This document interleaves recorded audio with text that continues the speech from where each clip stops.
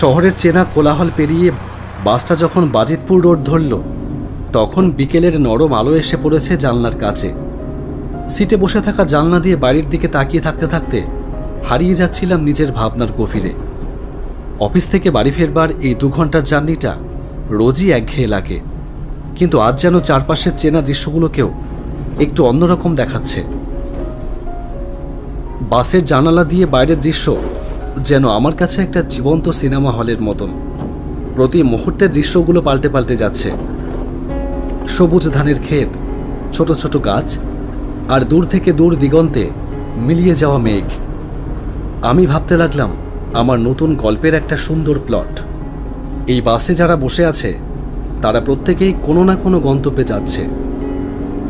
প্রত্যেকেরই মনে চলেছে হাজারটা চিন্তার আনাগোনা। কেউ হয়তো হিসেব মেলাচ্ছে মাসের খরচের, আবার কেউ ভাবছে বাড়িতে অসুস্থ মায়ের কথা, আবার কেউ শুধুমাত্র শারীরিক ক্লান্তিতে চোখ বুজে আছে।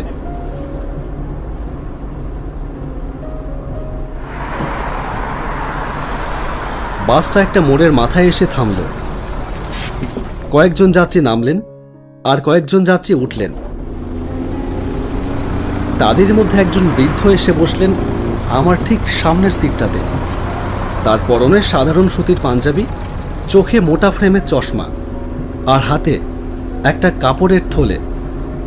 তিনি আমাকে দেখে একটু মৃদু হাসলেন। সৌজন্যতার খাতিরে আমিও একটু হাসলাম। মনে মনে ভাবলাম, এনার সাথে কথা বলে যদি একটা গল্পের প্লট পাওয়া যায় তাহলে কালকের কাজটা অনেকটাই সহজ হয়ে যাবে। নাহলে কালকে আবার অফিসে গিয়ে গল্প লিখে একটা বেলা কাটিয়ে দিতে হবে। বাসের ভিড়টা আজ একটু কমই মনে হচ্ছে, তাই না? হ্যাঁ, আজ একটু কম। নতুন 2টো বাস এই রুটে অ্যাড হয়েছে গত 3 দিন হলো, তাই মনে হয়। কিন্তু তোমাকে তো এই বাসে কোনোদিনও দেখিনি বাবা। আসলে আমার গাড়িটা খারাপ হয়ে গেছে, তাই ভাবলাম আজ একটু বাসে করেই যাতায়াত করি। তা আপনি কি রোজই এই বাসেই যান? বৃদ্ধ লোকটা একটু হাসলেন। অভ্যেসটা হয়ে গেছে বাবা। আজ 40টা বছর ধরে এই রুটেই যাতায়াত করছি। প্রতিদিনের যাতায়াতের সময় আমি আমার চারপাশের জীবনচিত্রটা খাতায় ধরে রাখি।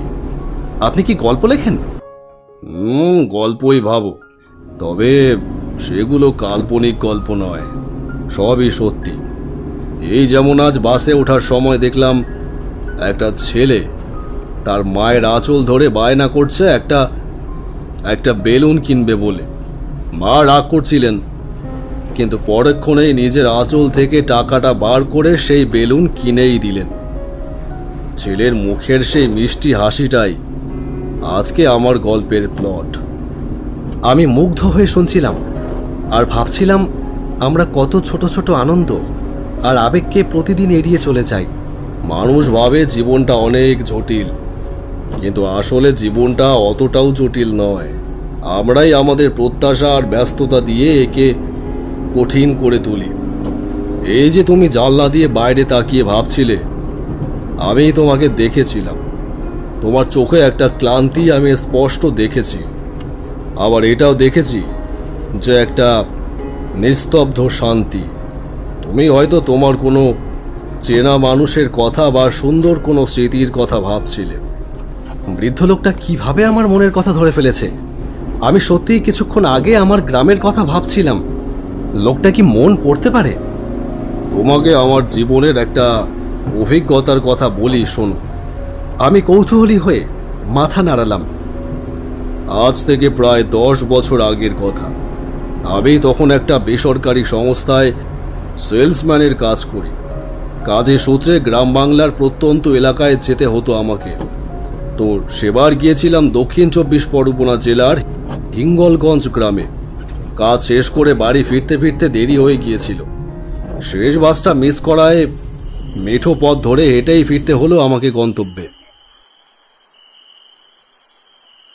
অমাবস্যার অন্ধকারে চারিদিক এতটাই অন্ধকার ছিল যে কিছুই দেখা যাচ্ছিল না। পথটা সোজা নয়, বরং গাছপালা আর ঝোপঝাড়ের মধ্যে দিয়ে এঁকে বেঁকে চলেছে। চারিপাশে বট আর অশ্বত্থ, আরও অনেক বুনো গাছের ঝোপ। দূরে বাঁশ গাছগুলোও যেন কালো দৈত্যের মতন দাঁড়িয়ে আছে। হালকা বাতাসে গাছের পাতা ও ডালপালা নড়বার শব্দে অদ্ভুত এক মায়াবী পরিবেশ তৈরি করেছে। নিকষ কালো অন্ধকারের মাঝে একমাত্র জীবন্ত আলো হলো জোনাকির দল। ঝিঝি পোকার একটানা তীব্র ডাক পুরো পরিবেশের নিস্তব্ধতাকে আরো বাড়িয়ে তুলেছে যেন।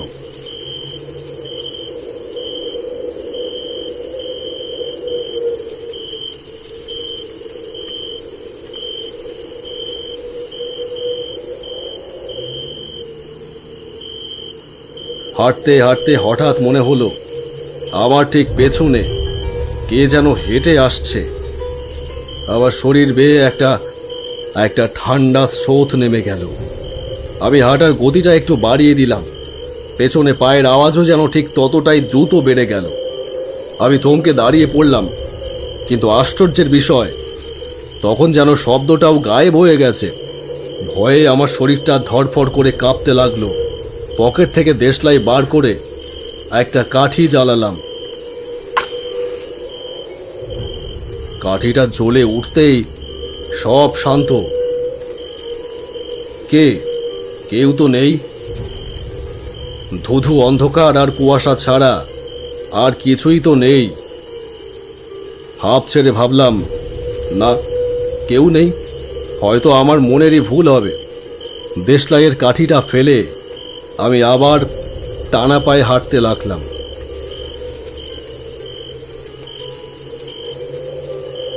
ঠিক তখনই আমার কানের কাছে একেবারে ফিস ফিস করে একটা বরফ ঠান্ডা গলায় কে যেন বলে উঠল, বাবু, একটা কাঠি আমাকেও দেবে, বড্ড অন্ধকার। এই কথা শোনার পরে ভয়ে আমার হাত পা অবশ হয়ে গেল। সারাটা শরীর যেন ভারী হয়ে আসতে লাগলো। পা বাড়ানোর শক্তিটুকুও যেন হারিয়ে ফেলেছি। মনে মনে তখন ভাবতে লাগলাম, এখানে থাকলে আর হয়তো দিনের আলো দেখতে পাবো না, কারণ যে আমার পেছনে এসে দাঁড়িয়ে দেশলাইয়ের কাঠি চাইছে সে কোনো জীবন্ত মানুষ হতে পারে না। এই শরীর কোনো ইহজাগতিক শরীর নয়, তা বুঝতে আমার আর বাকি রইল না। তাই যেভাবেই হোক আমাকে পালাতেই হবে। মনে সর্বোচ্চ শক্তি সঞ্চয় করে যেদিকে দু চোখ যায় দৌড়তে লাগলাম। গল্প শুনতে শুনতে কখন যে সন্ধ্যা পেরিয়ে রাত হয়ে গেল তা বুঝতেই পারিনি। বাসের ভেতরে হালকা আলো, বাইরে তখন ঘুটঘুটে অন্ধকার।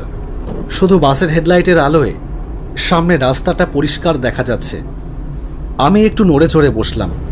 অবাক হয়ে বললাম, তারপর আপনি আর পেছনে তাকাননি?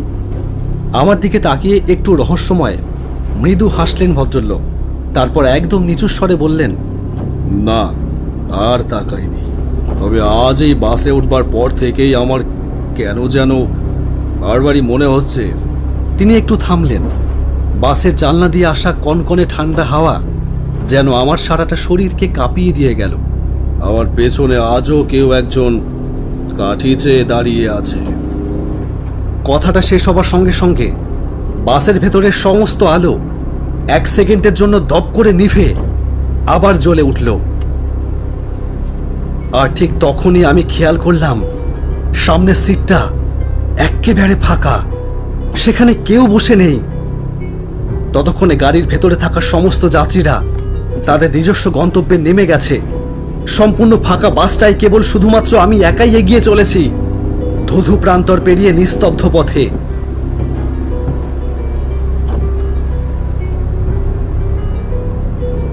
বাকি পথটা যে আমি কিভাবে পার করলাম তা শুধুমাত্র আমিই জানি।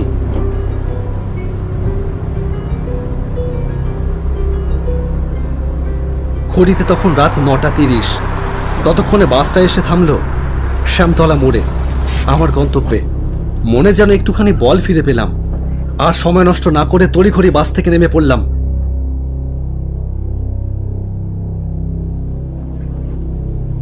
বাসটা তখন অন্ধকার রাস্তা পেরিয়ে মিলিয়ে গেল অদূরে। আমি বাড়ির পথে পা বাড়ালাম।